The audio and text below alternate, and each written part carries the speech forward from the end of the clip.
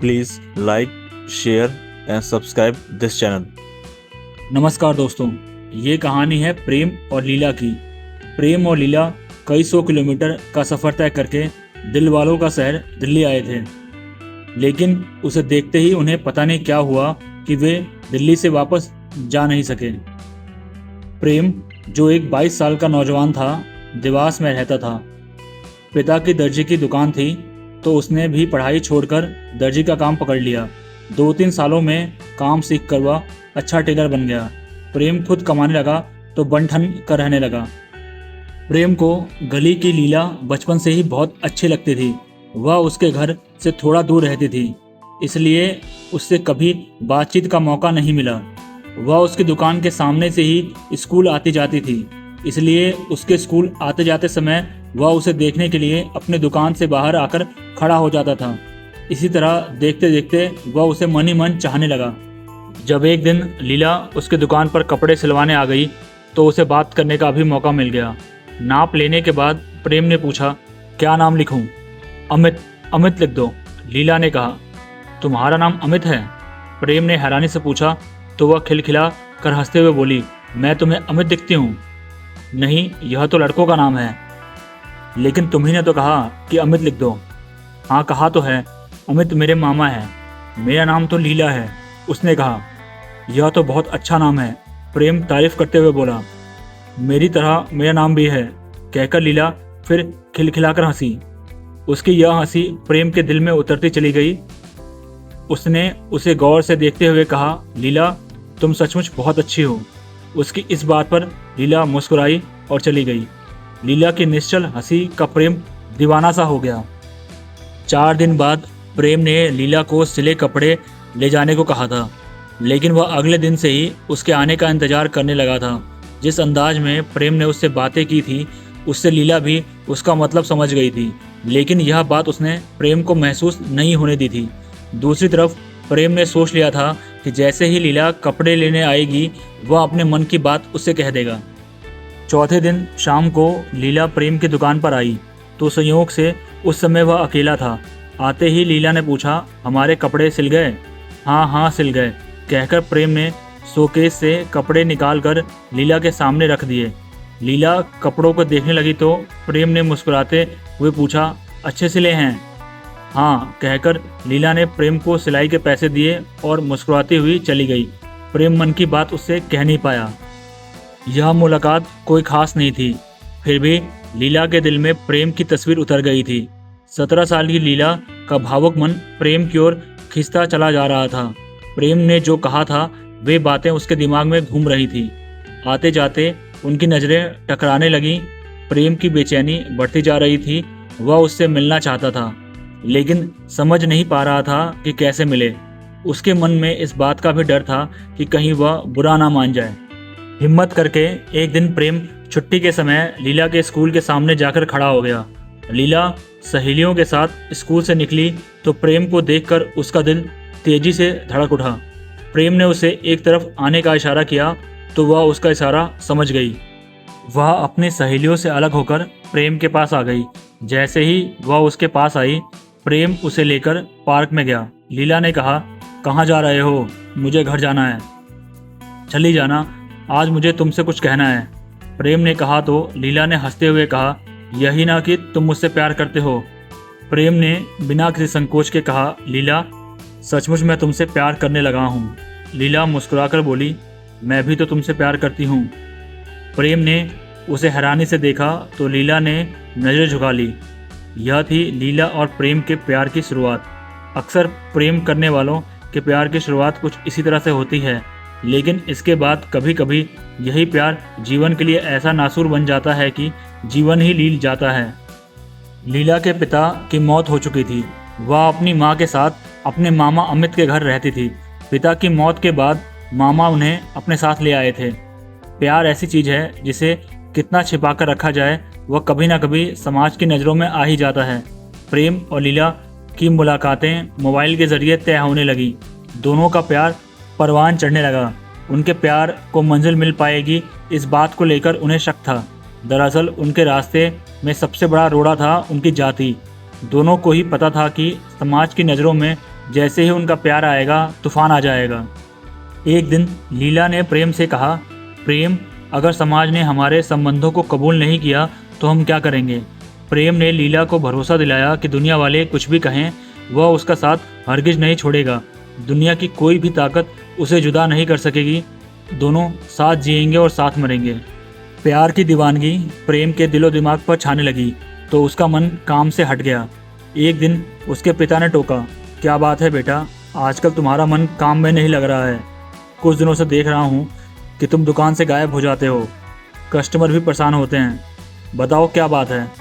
कोई बात नहीं है पापा, बस ऐसे ही थोड़ा मन घबरा गया था। लेकिन अब आप चिंता ना करें, मैं काम पर पूरा ध्यान दूंगा, प्रेम ने कहा। इसके बाद वह लीला से उस समय मिलता जब दुकान पर कुछ खास काम नहीं होता। उसके मन में एक ही बात घुमा करती थी कि वह ऐसा क्या करे जिससे उसके प्यार के बीच जाति ना आए। लेकिन एक दिन लीला की माँ ने उसे फ़ोन पर हंस हंस कर बातें करते देखा तो उसे शक ही नहीं हुआ, बल्कि उसे लगा कि उसकी किशोर बेटी इश्क की खतरनाक राह पर चल पड़ी है।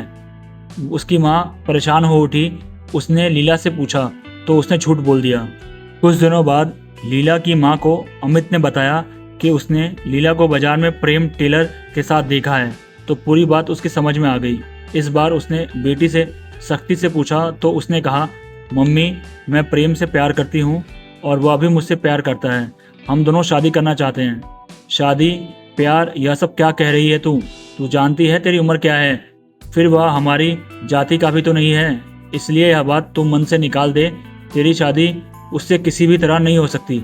मम्मी, प्रेम बहुत अच्छा लड़का है, तुम भी उससे बात करोगी तो वह तुम्हें भी पसंद आ जाएगा, लीला बोली।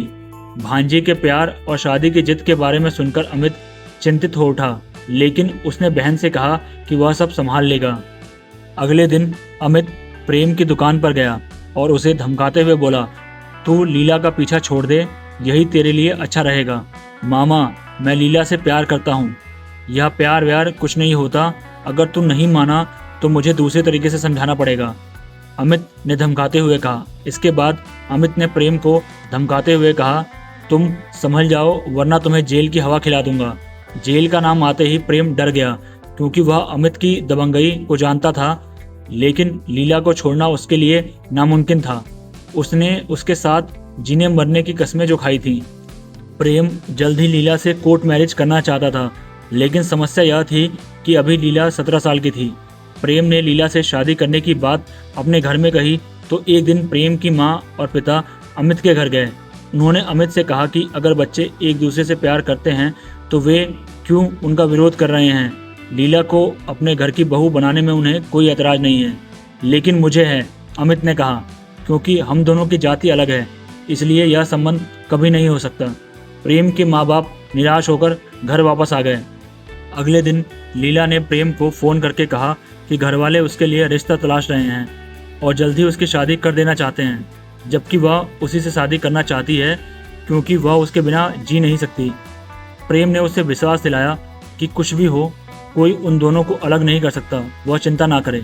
फिर प्रेम ने कुछ सोचकर लीला से कहा कि चलो हम दोनों दिल्ली भाग चलते हैं। लीला उसके साथ चलने को तैयार हो गई। प्रेम जानता था कि जाति का यह अड़ंका उसे कभी लीला के साथ अपनी दुनिया बसाने नहीं देगा।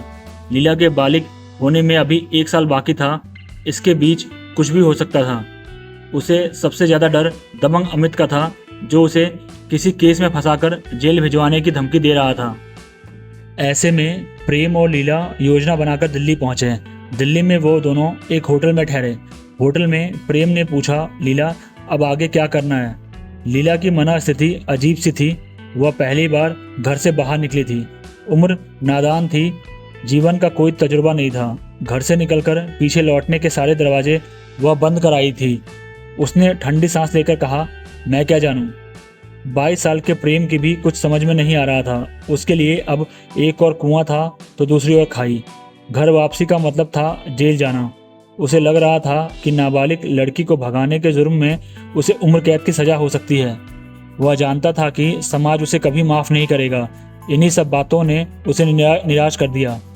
प्रेम लीला का हाथ पकड़कर बोला, लीला, हमने साथ जीने मरने की कस्में खाई। अगर हम साथ जी नहीं सकते तो साथ मर तो सकते हैं। लीला प्रेम की बात सुनकर हैरान रह गई। करीब 6 महीने से दोनों मोहब्बत कर रहे थे। गजब का जोश था प्रेम में। उसकी जिंदादिली से प्रभावित होकर ही वह उसके साथ दुनिया बसाने चली आई थी। लेकिन आज प्रेम उससे कुछ थका हुआ सा लग रहा था। लीला को भी लगा कि इस दुनिया में जीने से अच्छा है कि एक दूसरे की बाहों में मर जाएं। समाज का डर जीने नहीं दे रहा है। दोनों घर से सैकड़ों मील दूर थे। कोई कुछ कहने सुनने वाला नहीं था। उन्होंने एक भयानक फैसला ले लिया। सुबह होटल स्टाफ ने दरवाज़ा खटखटाया, लेकिन काफ़ी देर तक अंदर से कोई आवाज़ नहीं आई। तब उसने होटल के मैनेजर को इस बात की जानकारी दी। मैनेजर ने तुरंत पुलिस को सूचना दी। सूचना मिलते ही पुलिस आ गई और कमरे का दरवाज़ा तोड़ दिया। पुलिस अंदर पहुंची तो हैरान रह गई। पलंग पर 2 लाशें पड़ी थी। दोनों ने कोल्ड ड्रिंक में शायद कोई जहरीला पदार्थ मिलाकर पी लिया था। 2 गिलासों में कोल्ड ड्रिंक भी मिली थी। पुलिस को उनके सामान से एक फ़ोन नंबर मिला। पुलिस ने दिए गए मोबाइल नंबर पर बात की तो पता चला कि वो नंबर देवास में रहने वाले प्रेम के चाचा का था।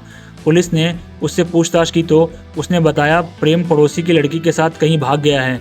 पुलिस ने दोनों के आत्महत्या करने की सूचना प्रेम के चाचा को दे दी। प्रेम और लीला की मौत की सूचना पाकर प्रेम के घर हाहाकार मच गया। लेकिन लीला का परिवार खामोश रहा। उसकी मां ने कहा कि उनके लिए तो लीला उसी दिन मर गई थी जिस दिन वह घर से भागी थी। लीला के मामा ने शव लेने से भी इनकार कर दिया। Thanks for watching.